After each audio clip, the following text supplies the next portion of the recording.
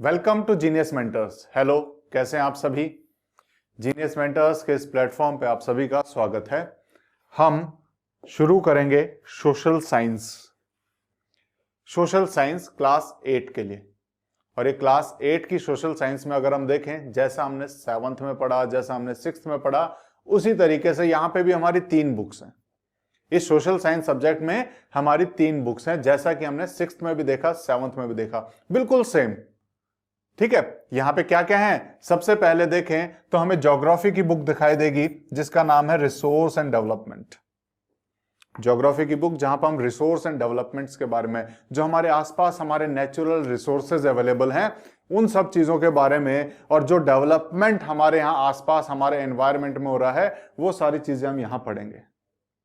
उन चीजों को हमें यहां पढ़ना है। सब कुछ हमारे आसपास से रिलेटेड है। सोशल साइंस हम पढ़ते ही इसलिए हैं कि हम अपने बारे में जाने, हमारे आसपास के बारे में जाने। सोशल साइंस पढ़ते ही इसलिए। सोशल साइंस है ही हमारे सोसाइटी की स्टडी। सोसाइटी में क्या हो रहा है, सोसाइटी के आसपास क्या हो रहा है, ये सोसाइटी है यहां पे पहुंची कैसे, ये सारी चीजें हम सोशल साइंस में पढ़ते हैं।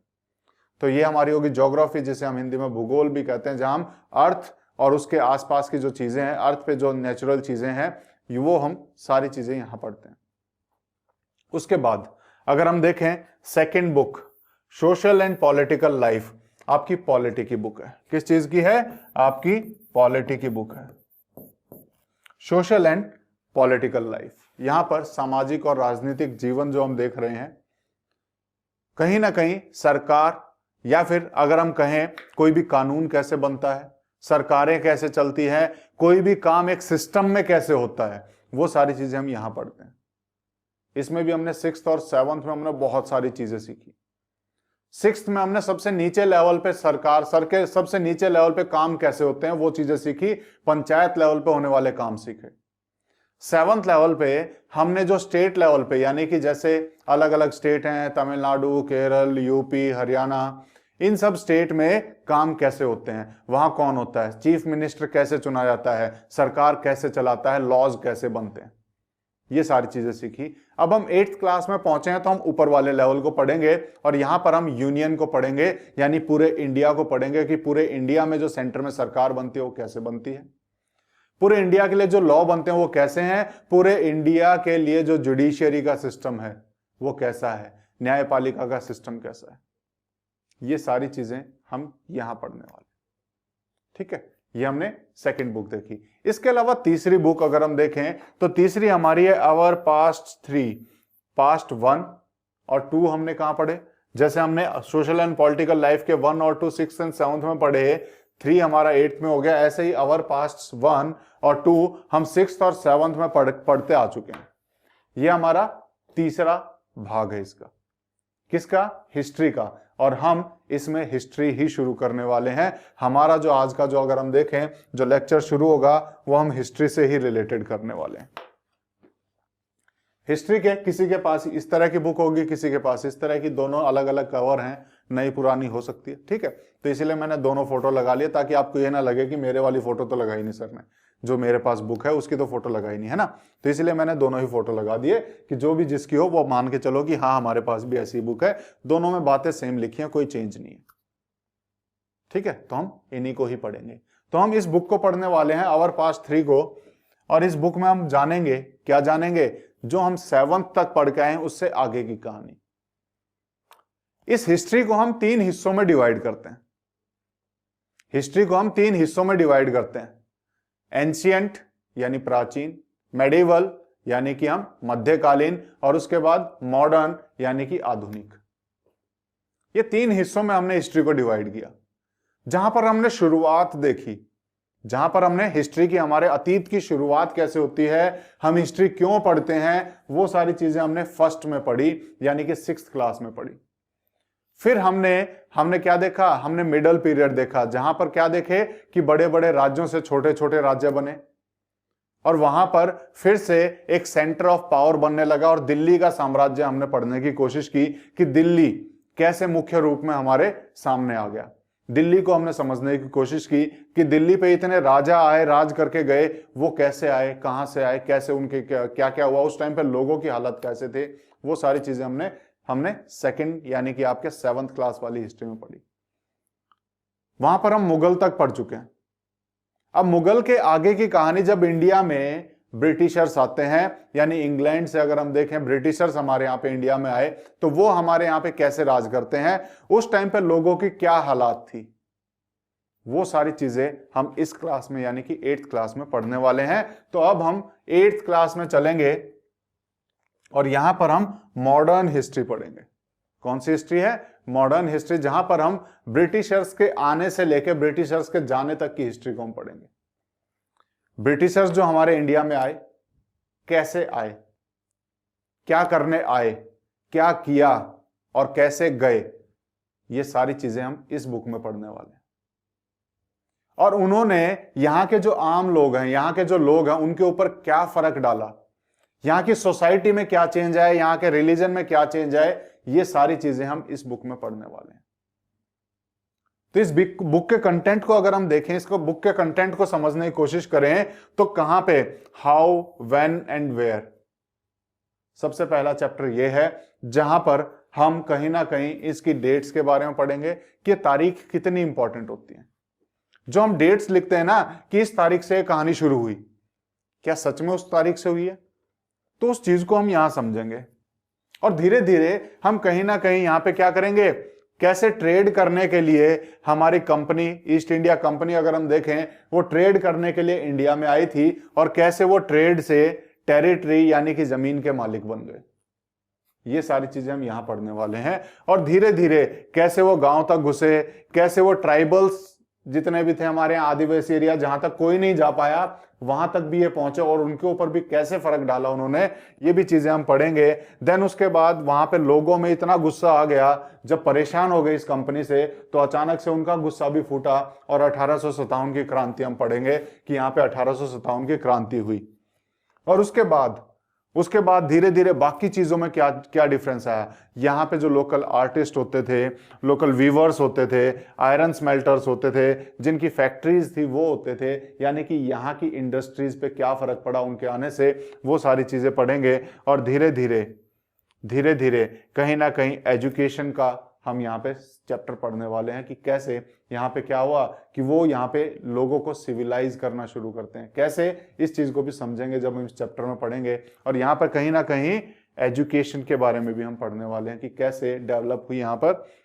फिर women, caste and reform, women का क्या रोल रहा और वुमेन को कैसे अफेक्ट किया, कास्ट का क्या रोल रहा हमारी इस लड़ाई में, आजादी की लड़ाई में। और कहीं ना कहीं इतने सारे होने के बाद फिर हम पढ़ेंगे हमारा जो मेकिंग ऑफ नेशनल मूवमेंट है कि नेशनल मूवमेंट हमारा कब से बना और वो नेशनल मूवमेंट से लेके इंडिया के आजाद होने तक की कहानी हम यहाँ पढ़ेंगे। और आजादी के बाद की कुछ कहानी हम यहाँ जानने की कोशिश करेंगे। तो कहां से ब्रिटिशर्स आए, कैसे राज किया, कैसे लोगों को परेशान किया, कैसे लोग यहाँ पे रहे उस टाइम पे, कैसे लोगों ने विद्रोह किया, कैसे लोग आंदोलन के लिए खड़े हुए और इनको भगाया, कैसे भगाया, वो सारी कहानी हम इस बुक में पढ़ने वाले हैं। और उनके जाने के बाद का भारत कैसा रहा वो भी हम इसी बुक में पढ़ेंगे। तो ये सारी कहानी हम इस बुक में पढ़ेंगे। तो तैयार हो जाइए मेरे साथ इस सफर में चलने के लिए, क्योंकि बहुत ही मजे से बहुत सारी कहानियां जो इस बुक में नहीं है वो भी मैं आपको सुनाऊंगा, और बहुत सारे इश्यूज जो इस बुक में कहीं ना कहीं अधूरे छोड़ दिए गए हैं, जो हमें समझने के लिए बहुत जरूरी हैं, वो सब मैं आपको सुनाता चलूंगा। ठीक है, तो ये सारी चीजें हम इसमें कवर करेंगे। तो हम इस बुक को पढ़ने वाले हैं और इस बुक के पहले चैप्टर को हम आज शुरू करेंगे। आपकी कौन सी बुक? आवर पास्ट 3, जो आपकी हिस्ट्री की बुक है, इसके पहले चैप्टर को, जिसका नाम है हाउ, व्हेन, वेयर। कैसे, कब, कहां, ये चीज हम पढ़ेंगे। इसका मतलब क्या है, जब हम चैप्टर पढ़ेंगे हमें समझ में आ जाएगा कि ये हाउ, व्हेन एंड वेयर का क्या मतलब है। ठीक है, ये हमारा पहला चैप्टर रहेगा। पहला चैप्टर का पहला लेक्चर हम आज करने वाले हैं। तो आज हमारा इसका फर्स्ट लेक्चर होने वाला है। तो करना क्या है, आपको मेरे साथ पढ़ना है। तो एक चीज की आदत जरूर डाल लीजिए, जब भी आप क्लास को ऑन करें उस टाइम पे आपके पास ये बुक हमेशा होनी चाहिए। ये बुक हमेशा होनी चाहिए, क्योंकि हम इसी बुक को पढ़ेंगे और इसी बुक में जो बातें नहीं बताई हैं वो मैं आपको बताऊंगा। इसी बुक को समझने की कोशिश करेंगे, क्योंकि होता क्या है कि सेंटेंस का मतलब कुछ और होता है, कहनी कुछ और चाहती है बुक। तो जो बुक कहना चाह रही है वो मैं आपको बताऊंगा कि ये बुक हमसे क्या कहना चाह रही है, ये बुक हमें क्या समझाना चाह रही है, वो चीजें मैं आपको समझाऊंगा इस बुक को पढ़ते हुए, ताकि आपको ये चीजें जो कई बार हिस्ट्री से हम ऊब जाते हैं कि क्या हिस्ट्री पढ़े, हमें हमारे मतलब की नहीं होती है, लेकिन ये कितना इंटरेस्टिंग है वो चीजें हम समझेंगे यहां पर। और इस चीज को थोड़ा सा इंटरेस्टिंग बनाते हुए चलेंगे, थोड़ी सी कहानियां इसमें जोड़ते चलेंगे ताकि हमें चीजें समझ में आए, चीजें हमें याद आए। ठीक है, तो मेरे साथ मेरे तरीके से आपको पढ़ना है ताकि आप क्या हो, हिस्ट्री से प्यार करने लगे, हिस्ट्री आपके मन मन में बस जाएगी। ठीक है, तो करना क्या है, बुक ओपन कर लीजिए, एक कॉपी, एक पेन और एक पेंसिल हमेशा आपके साथ होनी चाहिए जब भी आप क्लास ऑन करें। बुक, कॉपी, पेन, पेंसिल, जहां पे भी मैं जो भी पढ़ा रहा हूं, आपको कहीं पे भी किसी भी सेंटेंस में यहां पे कुछ और नजर आ रहा है और मैं कुछ बोल रहा हूं तो आप उसको नोट डाउन कर लेना, क्योंकि जब भी आप रिवाइज करोगे तो आपको वो बातें मदद करेंगे रिवाइज करने में। जिस भी वर्ड का मीनिंग नहीं पता है, हम वर्ड मीनिंग भी करते हुए चलेंगे। जिस वर्ड का मीनिंग नहीं पता वो वर्ड का मीनिंग भी लिख लेना। वर्ड का मीनिंग सेंटेंस में ही छुपा होगा। हो सकता है मैं कई बार किसी वर्ड को ना बोल पाऊं, वर्ड को तो बोलूंगा लेकिन किसी पर्टिकुलर वर्ड का मीनिंग ना बताऊं, मैं पूरे सेंटेंस का मतलब बता दूं, तो सेंटेंस के हिसाब से आपको वर्ड का मीनिंग पता लग जाएगा कि क्या होता होगा। ठीक है, तो चलो शुरू करते हैं हम हमारे इस चैप्टर को कि सबसे शुरुआत कहां से हमने की। हमने शुरुआत की डेट्स को जानने से। हाउ इंपॉर्टेंट आर डेट्स, और ये पहला क्वेश्चन हाउ से शुरू होता है जो कि हमारे चैप्टर का नाम है। अब समझ में आया चैप्टर का नाम क्यों शुरू किया गया है हाउ से, क्योंकि हमारे चैप्टर की शुरुआत होती है हाउ, कि ये जो डेट्स हैं, ये जो तारीखें हैं, ये क्यों इंपॉर्टेंट हैं। हम बोलते हैं कि उस तारीख को वो राजा राजगद्दी पे बैठा, तो राजगद्दी पे वो बैठा है, उस तारीख से हमें क्या करना, ये तारीख कैसे इंपॉर्टेंट है वो हम समझेंगे। वही हमें इस बुक में सबसे पहले समझाया गया है। बट बहुत अच्छे तरीके से बुक्स लिखी जाती हैं, बहुत दिमाग लगा के बुक्स लिखी जाती हैं, बहुत एक्सपर्ट बैठे हुए हैं जिन्होंने ये बुक लिखी है, उन्होंने पहले ही हमें समझा दिया। क्योंकि होता क्या है, जनरली हिस्ट्री का नाम आते ही हमारे दिमाग में एक चीज आ जाती है कि इतनी पुरानी चीजें, उनके बारे में हम क्यों पढ़े कि वो कब जिया, कब मरा, कब राजगद्दी पे बैठा, कब लड़ाई लड़ी, इनसे हमें क्या मतलब, हमें इससे क्या मतलब कि वो कब जिया, कब रहा, कब उस राजगद्दी पे बैठा, हमें इससे क्या मतलब है। इसी चीज को हम पहले ही चैप्टर में समझेंगे कि हमें सिर्फ उनसे मतलब नहीं है कि वो कब जिया, कब राजगद्दी पे बैठा या कब उसने लड़ाई लड़ी। सिर्फ ये हिस्ट्री नहीं है, हिस्ट्री का एक दूसरा रूप भी है। अब दूसरा रूप क्या है, दूसरा रूप है आम लोग वहां पे कैसे जीते थे। वहां पे उस टाइम पे जब राजा राज करता था तो उस टाइम पे लोगों की क्या हालात थे, वो कानून कैसे चलाता था, सब लोगों के रोल क्या थे, जो भी उसके मंत्रिमंडल में थे, राजा में, राजा क्या करता था, उसका मंत्री क्या करता था, सेनापति क्या करता था, ये भी हिस्ट्री का पार्ट है। और हम इस चीज को कई बार भूल जाते हैं। हम सिर्फ ध्यान देते हैं कि हमें सिर्फ तारीख याद रखनी है, कब राजा हुआ, कब उसने लड़ाई लड़ी, सिर्फ इतनी हिस्ट्री नहीं है। हिस्ट्री में हर एक चीज है। हिस्ट्री है क्या चीज, सबसे पहले हमें हिस्ट्री का मतलब पता होना चाहिए। हिस्ट्री क्या चीज है, हिस्ट्री में पीछे के कुछ वर्ड्स है जहां पे स्टोरी नाम आता है, जहां पर स्टोरी नाम आता है। तो हिस्ट्री कुछ नहीं, कहानियां है। कब की, अतीत की कहानियां है। तो कहानियों में सिर्फ राजा नहीं हो सकता, उसमें उसके साथ साथ उसकी प्रजा भी आएगी। तो जब हम कहानी पढ़ रहे हैं तो सिर्फ राजा को नहीं पढ़ेंगे, हम उसकी प्रजा को भी पढ़ेंगे। हम उस धर्म को भी पढ़ेंगे जो उस टाइम पे चलता था। और हिस्ट्री का अगर सही मतलब पूछें, हिस्ट्री क्या है, हिस्ट्री स्टडी ऑफ चेंज है, कि बदलाव की कहानी है। बदलाव को पढ़ेंगे कि कैसे सोसाइटी बदलती गई, कैसे पहली सोसाइटी में लोग रहते थे। जैसा हमने 6th क्लास में पढ़ना शुरू किया कि जब शुरुआत के जो लोग हुए वो शिकारी होते थे, वो एक जगह रुकते ही नहीं थे, खाने के पीछे भागते रहते थे। धीरे धीरे गांव डेवलप हुए, धीरे धीरे शहर डेवलप हुए, शहर से बड़े बड़े शहर बने और बड़े बड़े शहरों से बड़े बड़े राज्य बने। ये सारी है हमारी हिस्ट्री। तो चेंज पढ़ रहे हैं हम, ये नहीं पढ़ रहे कि उस टाइम पे राजा कौन था, हम ये नहीं पढ़ रहे, हम पढ़ रहे हैं कि ये बदलाव कैसे हुए, क्यों जो चलता फिरता आदमी था, जो शिकार करता था, उसने क्यों गांव बसाने शुरू किए, ये हिस्ट्री है। ये जानना कि जो चलता फिरता जो शिकारी आदमी है वो कैसे गांव बसाना शुरू कर दिया, ये हिस्ट्री होती है। उस गांव से शहर कैसे बने, शुरुआत में गांव बने, उस गांव से शहर कैसे बने, ये हिस्ट्री है। ये चीज, ये बदलाव जानना हिस्ट्री है। और जो शहर बसे वो शहर किस तरह के थे, उन शहर में क्या होता था, क्या वो शहर भी जैसे हमारे आज के शहर होते हैं वैसे ही थे, ये जानना, ये अंतर जानना हिस्ट्री है।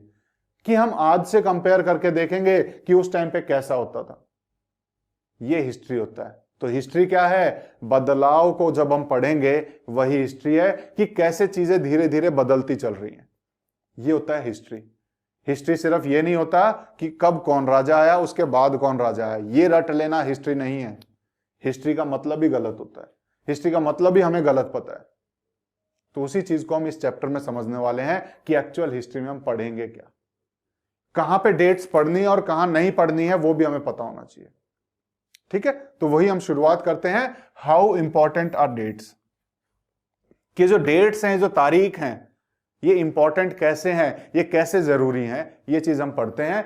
तो देयर वॉज अ टाइम, कि एक टाइम था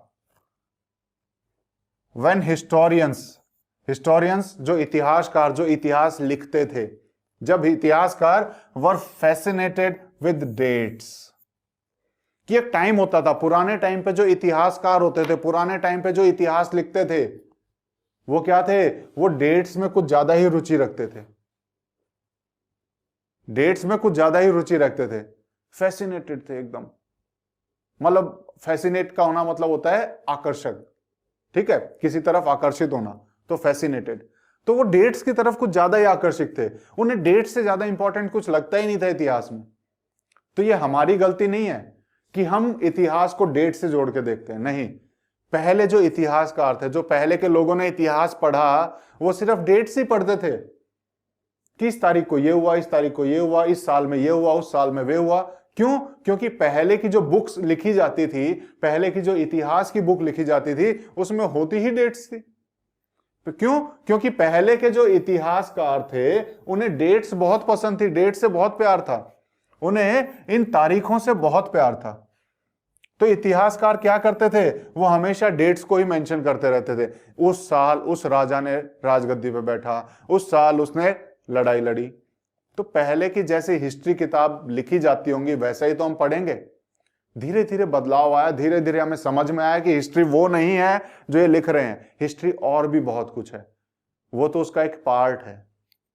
ठीक है, तो ये पहले के जो इतिहासकार थे वो डेट्स को कुछ ज्यादा ही इंपॉर्टेंस देते थे। There were heated debates about the dates on which rulers were crowned और बैटल्स वर फॉट। उस टाइम पे जब वो इतिहास लिखते थे तो हीटेड डिबेट्स, मतलब जोर जोर से उनका, अगर हम कहें कि गर्मजोशी से हम कह सकते हैं, उनकी बहस चलती थी। किस चीज के बारे में? डेट्स के बारे में, इन तारीखों के बारे में। इतिहासकार जब अपना इतिहास लिखते थे, पुराने टाइम का इतिहास लिख रहे हैं, किताब को लिख रहे हैं, तो वो बहस किस चीज के बारे में कर रहे हैं? तारीखों के बारे में। क्या बहस कर रहे हैं? कि किस तारीख को रूलर का, जो भी राजा है, उसका राज सिंहासन पे बैठा है, उसका राज तिलक हुआ है, किस तारीख को वो बैटल लड़ी गई है। ये लड़ाइयां इस चीज के लिए हो रही है। जब वो इतिहास लिख रहे हैं तो आपस में एक दूसरे से बहस भी किस बात पे कर रहे हैं? एक बोलेगा नहीं तुम गलत हो, ये तो उस तारीख को हुआ था। दूसरा बोलेगा नहीं तुम गलत हो, ये उस तारीख को हुआ था। लड़ाई तारीखों की हो गई। किस चीज की हो गई? तारीखों की लड़ाई हुई। किसी ने ये नहीं देखा कि उस टाइम पे और भी चीजें क्या हुई। उस टाइम पे लड़ाइयां ही इस चीज की है, नहीं तुम गलत हो, तुम्हें नहीं पता, ये इस तारीख को हुआ था। दूसरा बोलेगा कि नहीं तुम्हें नहीं पता, ये इस तारीख को हुआ था। लड़ाइयां ही तारीख की हैं। उनके लिए तारीख ही सबसे ज्यादा इंपॉर्टेंट होती थी। और हमें यही पढ़ना है कि ये तारीख कितनी इंपॉर्टेंट है, कैसे इंपॉर्टेंट है, हाउ इंपॉर्टेंट आर डेट। और हमारा पहला पोर्शन इस चैप्टर का हाउ। ठीक है, तो ये how important are date in common sense notion. Common sense के हिसाब से अगर हम देखें, कॉमन सेंस धारणा में हम देखें, नोशन का मतलब होता है धारणा जो हम बना लेते हैं, कॉमन सेंस जो सब में होता है, ठीक है। तो इन कॉमन सेंस लगा के अगर हम देखें तो history was synonymous with dates, कि हिस्ट्री को डेट से मिला के देखा जाता था। हिस्ट्री का मतलब ही डेट्स माना जाता था, कि हम हिस्ट्री पढ़ रहे हैं तो तारीखें पढ़ रहे हैं। आपने भी बचपन से अभी तक कोई भी हिस्ट्री आपको बताता होगा, यही बताता होगा कि हिस्ट्री में हम क्या पढ़ रहे हैं, कि किस तारीख को कौन राजगद्दी पे बैठा, कौन लड़ाई किया। तो कहीं ना कहीं हम हिस्ट्री को डेट से जोड़ के देखते हैं, तारीखों से जोड़ के देखते हैं। कहीं ना कहीं हमारे दिमाग में भी यह चीज बस गई है कि हिस्ट्री क्या है, तारीखें हैं। हिस्ट्री क्या है, कुछ तारीखें हैं जो हमें याद करनी है, और इसीलिए हम इसको बड़ा बोर सब्जेक्ट मानते हैं। इसीलिए हम सोचते हैं हमें हिस्ट्री पढ़नी ही नहीं है। क्यों? क्योंकि हम इसको किससे जोड़ के देख रहे हैं, तारीखों से, कि हिस्ट्री तो बस तारीखें हैं, कुछ तारीखें हैं। लेकिन आगे पढ़ते हैं, you may have heard people से, कि आपने लोगों को यह कहते सुना होगा, आई फाइंड हिस्ट्री बोरिंग, कि हमें हिस्ट्री बहुत बोर लगती है, बिकॉज, क्योंकि it is all about memorising dates. कुछ लोगों को आपने कहते सुना होगा, क्या कह रहे हैं, कि हमें हिस्ट्री इतनी बोर लगती है, इतनी बोर लगती है, इसमें कुछ है ही नहीं है सिवाय डेट्स को याद करने के अलावा। तो इन डेट्स ने हिस्ट्री को बोर बना दिया है, कि क्यों याद करें हम, किस तारीख को क्या हुआ। तो कई लोग इसीलिए हिस्ट्री को पढ़ते ही नहीं, इसको बोर मानते हैं कि बहुत बोरिंग हो गया है सब्जेक्ट। क्या है हिस्ट्री में? कोई भी आपसे बोले हिस्ट्री में करना क्या है, कुछ तारीखें याद करनी है, कुछ राजाओं के नाम याद करने हैं, कि उस राजा ने इस तारीख को लड़ाई लड़ी, और हिस्ट्री क्लियर। क्या ऐसा होता है? नहीं, आगे देखते हैं। Is such A conception true? क्या ऐसी धारणा, ऐसा कंसेप्शन का मतलब भी धारणा है, तो इस तरह के कंसेप्शन या इस तरह की धारणा क्या ये सही है? क्या हिस्ट्री को हम सिर्फ डेट से मान के चलें, कि हिस्ट्री पढ़ रहे हैं मतलब डेट पढ़ रहे हैं? क्या ऐसा मानना सही है? देख लेते हैं। History is certainly about changes that occur over time, कि हिस्ट्री जरूर चेंजेस को पढ़ती है। क्या पढ़ रही है? बदलाव को पढ़ रही है, दैट अकर ओवर टाइम, जो समय के साथ बदले हैं। तो हिस्ट्री निश्चित रूप से बदलाव को तो पढ़ती है, कि जो समय के साथ जो बदलाव हुए हैं उस चीज को पढ़ती है हिस्ट्री। समय के साथ जो जो बदलाव हुए उस चीज को क्या पढ़ती है? हिस्ट्री। अभी थोड़ी देर पहले मैंने बताया, हिस्ट्री क्या है? बदलाव को पढ़ना है। हमें डेट्स नहीं पढ़नी, बदलाव को पढ़ना है। तो धीरे धीरे जो बदलाव होते रहे हम उसे पढ़ रहे हैं, वही हिस्ट्री है। तो हिस्ट्री निश्चित रूप से कहीं ना कहीं टाइम से रिलेटेड तो है, कि समय के साथ कैसे बदलाव हो रहे हैं। It is about finding out how things were in the past. तो हिस्ट्री क्या है? हिस्ट्री हमें यह बताती है, हिस्ट्री हमें क्या है? यह हिस्ट्री किस चीज के बारे में है? हिस्ट्री इस चीज के बारे में है कि अतीत में चीजें कैसी होती थी, उस चीज को पढ़ना हमें। क्या पढ़ना है? कि अतीत में, हिस्ट्री में, पास्ट में चीजें कैसी होती थी। तो history is about how things were in the past, कि चीजें कैसी होती थी अतीत में, and how things have changed, और कैसे ये चीजें अब बदल गई हैं। तो हिस्ट्री क्या है? हिस्ट्री चेंज की स्टडी है, कि कैसे कोई चीजें, हिस्ट्री क्या है? हिस्ट्री इसी चीज के बारे में है कि कैसे कोई चीज पास्ट में होती थी, पहले कैसे कोई चीज थी, और आज वो कैसे बदल गई है। तो वो बदलाव हमें पढ़ना है, कि कहां कहां पे क्या क्या बदलाव हुआ, किस किस कारण से वो बदलाव हुआ, वो चीज हमें पढ़नी है। As soon as we compare the past with the present, जैसे ही हम पास्ट को प्रेजेंट से कंपेयर करने की बात करते हैं, वी रेफर टू टाइम, और हम कहीं ना कहीं वहां पे टाइम की चीज को डाल देते हैं, टाइम को बीच में ला देते हैं। क्योंकि पास्ट में कब का पढ़ रहे हैं ये तो हमें पता होना चाहिए, कि कब वो बदलाव हुआ। तो वहां पे हमारा ये टाइम जो है इंपॉर्टेंट हो जाता है। We talk of before and after, और वहां पे हम ये बताते हैं कि उससे पहले और उसके बाद। तो कहीं ना कहीं हमें बताना तो पड़ेगा। अगर मैं कहूं कि यहां पे ये 1 2 3 4 5 6, मैं 1 2 3 4 5 6, अगर मुझे बताना है कि 4 कब आया, मुझे 3 का तो पता होना चाहिए कि 3 के बाद आया, और यह भी पता होना चाहिए कि 5 से पहले आया। तो कहीं ना कहीं आगे और पीछे का हमें हिस्सा पता होना चाहिए। तो यही तो हमारा स्टडी ऑफ टाइम है। इसी चीज के बारे में हम कहते हैं कि इतना हमें टाइम का कम से कम इतना अंदाजा तो होना चाहिए।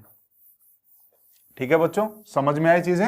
आपको समझ में आया होगा कि इस पहले पैराग्राफ में कितनी गहरी बात इन्होंने लिखी है, और हम इसे ऐसे ही पढ़ देते हैं। कई बार हम इसे ऐसे ही पढ़ते चले जाते हैं। जहां पे ऐसे ही पढ़ने वाला होगा वहां हम पढ़ेंगे भी, लेकिन जहां समझने वाला होगा वहां हम उसको अच्छे से समझ के चलेंगे। ठीक है बच्चों, चलो आगे देखते हैं। ये फिगर 1 हमें हिस्ट्री की कुछ बातें यहां पे कुछ तस्वीरों में बताई गई है। ये फिगर 1 पहला जो तस्वीर आपके बुक में आपके पहले पेज पे जो दी होगी, क्या है? Brahmans offering the shastras to Britannia. ये ब्राह्मण दिखाए गए हैं। हमारे यहां पे जो ब्राह्मण होते हैं ये अपने शास्त्र मतलब वो ग्रंथ जिसकी हम पूजा करते हैं, वो ग्रंथ जिसकी पूजा कर रहे हैं, ये शास्त्र, ये ब्राह्मण क्या कर रहे हैं? किसको दे रहे हैं? ये अपने इन शास्त्रों को ब्रिटानिया को दे रहे हैं। ब्रिटानिया कौन है? ये लेडी है। इस पिक्चर को भी समझो, कितनी गहरी बात इसमें कही है कि ये जो ब्राह्मण है, ये ब्राह्मण जिसको ग्रंथ को पढ़ते हैं, जिस ग्रंथ की पूजा करते हैं, जिस ग्रंथ को संभाल के रखते हैं, ये ग्रंथ किसी और को दे रहे हैं संभालने के लिए। किसको दे रहे हैं? ब्रिटानिया को दे रहे हैं। किसको दे रहे हैं? ब्रिटानिया को दे रहे हैं। ये ब्रिटानिया क्या है? अब आपको यही नहीं पता होगा कि ये ब्रिटानिया क्या है और ये शास्त्र अपने इन ग्रंथों को इस ब्रिटानिया को क्यों दे रहे हैं, तो हम इस पिक्चर का मतलब नहीं समझ पाएंगे। तो ये ब्रिटानिया क्या है? ब्रिटानिया क्या है? Symbol of British power. Britannia क्या है? कि ब्रिटिश पावर का एक सिंबल है, ब्रिटिश की शक्ति का एक सिंबल है, उसका एक चिन्ह है। ये यहां पर अगर हमने इसको ब्रिटानिया बोला है तो कहीं ना कहीं हम यहां पर ब्रिटिश की पावर को बताना चाह रहे हैं कि ब्रिटिश की पावर देखो कि कितनी है। यहां पे क्या हो रहा है?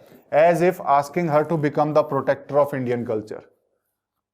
ये ब्राह्मण क्या कर रहे हैं? अपने शास्त्र ब्रिटानिया को दे रहे हैं कि ये लो, क्या करना है? कि हमारी संस्कृति को आप बचाओ। अपने शास्त्र, जिनकी संस्कृति को बचाने के लिए कौन थे? यहां पर अगर हम देखें, ये ब्राह्मण थे जो हमारी संस्कृति को बचाए हुए थे।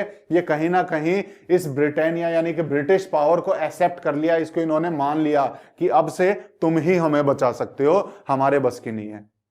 तो कहीं ना कहीं क्या दिखाया जा रहा है? कि ब्रिटिश बहुत शक्तिशाली है, बहुत शक्तिशाली है। जो खुद को नहीं बचा सकते, हमें ब्रिटिश के पास जाना पड़ेगा खुद को बचाने के लिए। तो इस फिगर में ये चीजें बात की गई है, ये गहराई से ये बात की गई कि ये ब्राह्मण है अपने शास्त्र को दे रहे हैं ब्रिटानिया को। ब्रिटानिया क्या है? कि उनका ब्रिटिश पावर का एक सिंबल है कि ये लो, आप हमें आज से आप बचाएंगे, हमारी संस्कृति की आप ही रखवाली है।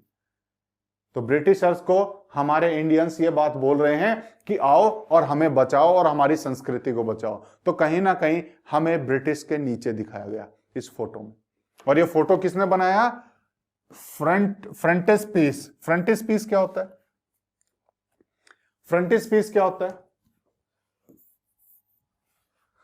जब भी कोई मूवी रिलीज होती है तो उसका एक पोस्टर आता है पहले बाहर कि ये देखो, ये इस मूवी का पोस्टर है। तो हम कह सकते हैं कि ये उस मूवी का फ्रंटिस्पीस है। क्या कह सकते हैं? फ्रंटिस्पीस। जैसे कोई बुक लॉन्च होती है तो उसका एक फोटो लॉन्च होता है। किसका? बुक के फ्रंट पेज का जो फोटो लॉन्च होता है उसको हम बोलते हैं उसका फ्रंटिस्पीस। समझ में आया फ्रंटिस्पीस क्या है? बुक के कवर पेज का जो फोटो होगा, यानी बुक के कवर पेज को, बुक के पहले पेज को, जहां पर उसका टाइटल लिखा है, उसके बारे में लिखा है, कोई एक फोटो भी उस पर छपा होगा, उसको हम बोलते हैं फ्रंटिस्पीस। क्या बोलते हैं? फ्रंटिस्पीस बोलते हैं उसको। ठीक है, समझ में आया फ्रंटिस्पीस क्या होता है?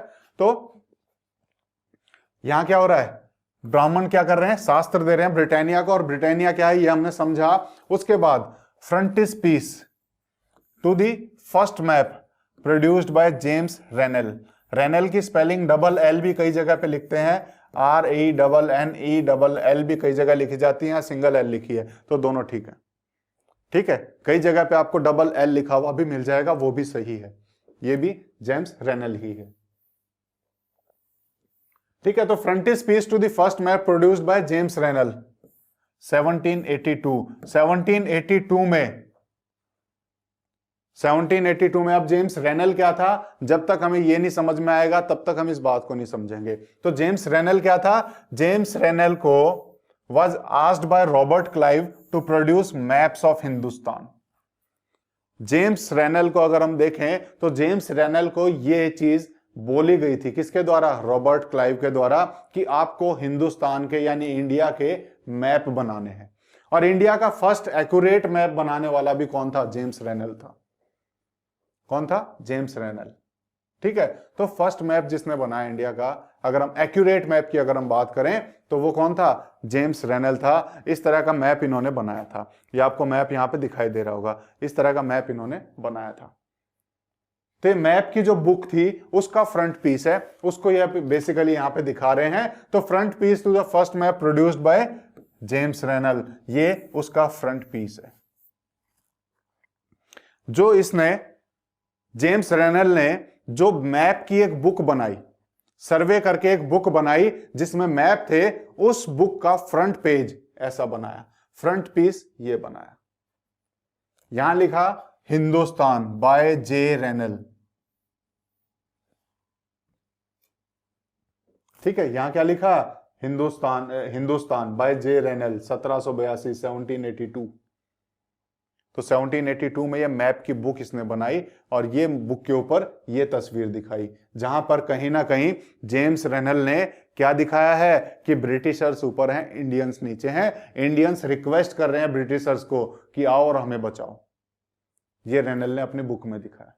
ठीक है, तो ये हमने उस टाइम का पढ़ा। चलो आगे पढ़ते हैं। तो यहां पर क्या है? ये क्या है? ये ब्राह्मण ऑफरिंग शास्त्रा टू ब्रिटानिया, ये क्या है? ये फ्रंटिस पीस है, यानी कि इसमें ये चीज दिखाया गया है। और ये फ्रंटिस पीस किसका है? To the first map produced by James Rennell. James Rennell ने जो सबसे पहले जो अपने मैप प्रोड्यूस किए थे, उस बुक का फ्रंटिस पीस है, उस बुक का एक कवर पेज है। ठीक है, और कब ये किए थे? 1782 में ये इसने ये दिया था, ये बुक दी थी मैप की। ठीक है, तो ये हमें पता होना चाहिए। चलो, और रेनल को किसने बोला था ये मैप बनाने के लिए? रेनल को बोला था रॉबर्ट क्लाइव ने कि आप ये मैप बनाइए, किसके? हिंदुस्तान के। और रेनल बहुत उत्साहित था। Rennell an enthusiastic supporter of British conquest of India. Enthusiastic supporter था। ब्रिटिश जो इंडिया को कंक्वेस्ट कर रहे थे, यानी ब्रिटिश जो इंडिया को जीत रहे थे, उसका एक सपोर्टर था जेम्स रेनल। उसका एक सपोर्टर था जेम्स रेनल। वो चाहता था कि ब्रिटिशर्स जल्दी से जल्दी इंडिया को जीत लें। क्या चाह रहा था? कि ये ब्रिटिशर्स जल्दी से जल्दी इंडिया को जीत लें और इंडियंस इस तरीके से अपने प्रोटेक्शन की भीख खुद ही उनसे मांगे कि हमें बचाओ। तो ये जेम्स रेनल चाह रहा था। और रेनल ने क्या देखा? Rennell saw preparation of maps as essential to the process of domination. और रेनल ने मैप की प्रिपरेशन को बहुत जरूरी समझा कि ये मैप बनाना बहुत जरूरी है इन दी प्रोसेस ऑफ डोमिनेशन। अगर आप इंडियंस को दबाना चाहते हो, इंडियंस को डोमिनेट करना चाहते हो, तो डोमिनेशन की इस प्रक्रिया में, दबाने की इस प्रक्रिया में मैप को उसने बहुत जरूरी समझा कि जब तक हमें नहीं पता होगा कि हमें कहां तक इनको वो कवर करना है, हम कैसे कर पाएंगे। इसीलिए मैप बनाना और कहां कहां हमें जाना है, ये सारे रास्ते, ये सारी चीजें, यानी मैप में पूरा डिटेल्ड मैप इसने बनाने की कोशिश की। तो ये मैप इसने समझा कि कहीं ना कहीं अगर हमें भारत को डोमिनेट करना है, इंडिया को डोमिनेट करना है, इंडिया को दबाना है, तो ये मैप उसका एक जरूरी हिस्सा है। मैप हमें बनाने पड़ेंगे। तो इसीलिए इसी सोच के साथ इसने बहुत उत्साह से मैप बनाया और 1782 में इसने अपना ये मैप की बुक जो है प्रेजेंट कर दी 1782 में। ठीक है, the picture here tries to suggest that Indians willingly gave over their ancient text to Britannia. ये मैंने आपको समझा ही दिया है कि यहाँ पे पिक्चर हमें क्या समझा रही है कि ये जो इंडियंस हैं, ये अपनी मर्जी से इनका जो प्राचीन बुक है, जिसको सब पूछते हैं, जिसको सब मानते हैं, ये हम अपनी मर्जी से ब्रिटिशर्स को दे रहे हैं कि आओ और हमें बचाओ। ये ऐसा इस मैप के द्वारा, इस पिक्चर के द्वारा हमें समझाना चाह रहे हैं। ठीक है, ये चीज समझी हमने। चलो ये चीज भी समझी कि इस पिक्चर से हमें क्या समझना है। लुक केयरफुली, अब एक्टिविटी है जो मैंने आपको समझाया है वो आपको करना है। यहां लिखा है, क्या लिखा है कि लुक केयरफुली एट फिगर 1, कि आप इस फिगर 1 पे ध्यान से देखिए एंड राइट ए पैराग्राफ, और इसके ऊपर एक पैराग्राफ लिखना है explaining how this image projects an imperial perception. कि ये इमेज इंपीरियल कौन था? ठीक है, ब्रिटेन पावर को हम इंपीरियल पावर बोलते हैं। इंपीरियल का मतलब होता है शाही। इंपीरियल का मतलब क्या होता है? शाही। जो राजघराने से होते हैं उनको हम बोलते हैं इंपीरियल। इंपीरियल का मतलब क्या होता है? शाही, यानी कि जो राजघराने से होते हैं।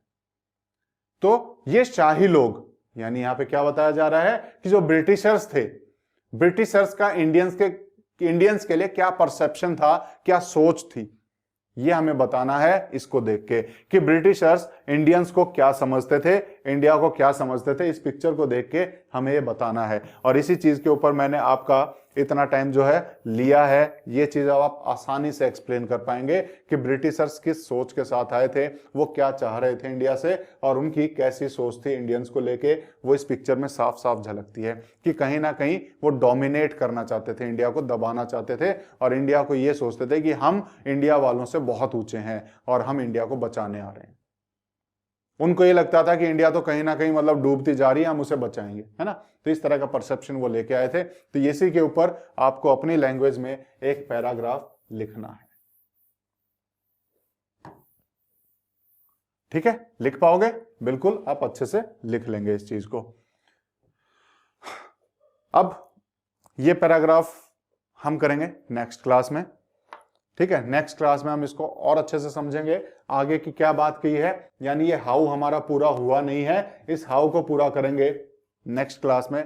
और करना क्या आपको, आज जो हमने पढ़ा उसको वीडियो को अभी नहीं समझ में आया, हम हिस्ट्री क्यों पढ़ते हैं ये चीज हमने पढ़ी, सोशल साइंस में हमारे अलग अलग क्या सब्जेक्ट हैं ये हमने देखा, डेट्स की क्या इंपॉर्टेंस है ये हमने देखी, हम तारीखों पे इतना ध्यान क्यों देते हैं ये भी हमने देखा, और हिस्ट्री एक्चुअल में क्या है ये भी हमने समझा। उसके अलावा हमारा पहला पैराग्राफ, उसको भी हमने समझा कि वो पहले पैराग्राफ का मीनिंग क्या है, एक्चुअल में उसका मीनिंग क्या है वो हमने समझने की कोशिश की। फिर एक फोटो आपकी बुक में दिया हुआ है, इसको भी हमने समझा कि ब्रिटिशर्स को हम इस बुक में पढ़ेंगे और उन ब्रिटिशर्स का हमारे लिए क्या परसेप्शन था वो हमने यहीं से अभी से क्लियर कर लिया है कि ब्रिटिशर्स क्या चाहते थे। अब इसके बाद नेक्स्ट क्लास में हम आगे से करेंगे और यहां से हम इसकी शुरुआत करेंगे नेक्स्ट क्लास से। तब तक के लिए हम चलते हैं। क्या करना है, रिवाइज जरूर करना है चीजों को। चीजें हमें जब तक नहीं याद होती हैं, लोगों को बड़ी शिकायत रहती है कि हम चीजें भूल जाते हैं, हम रिवाइज नहीं करते हैं। हम भूलते नहीं है चीजों को, हम रिवाइज नहीं करते हैं, हम उन्हें याद नहीं करना चाहते, इसीलिए हम भूल जाते हैं। ठीक है, तो चीजों को रिवाइज करते रहिए, एक बार फिर से उसको रिवाइज कीजिए। आपने कहीं ना कहीं कुछ चीजें लिख ली होंगी, तो जब भी आप पढ़ो तो उन चीजों को साथ लेके बैठे। अगर आपने कॉपी में लिखी है तो कॉपी साथ लेके बैठे, नहीं तो किताब में भी आप लिख सकते हैं, बहुत ज्यादा चीजें होती नहीं है तो बुक में भी आप उन चीजों को लिख सकते हैं। ठीक है बच्चों, चलो आज की क्लास हम यहीं खत्म करते हैं, नेक्स्ट क्लास में फिर से मिलेंगे। तब तक के लिए thank you, take care, bye.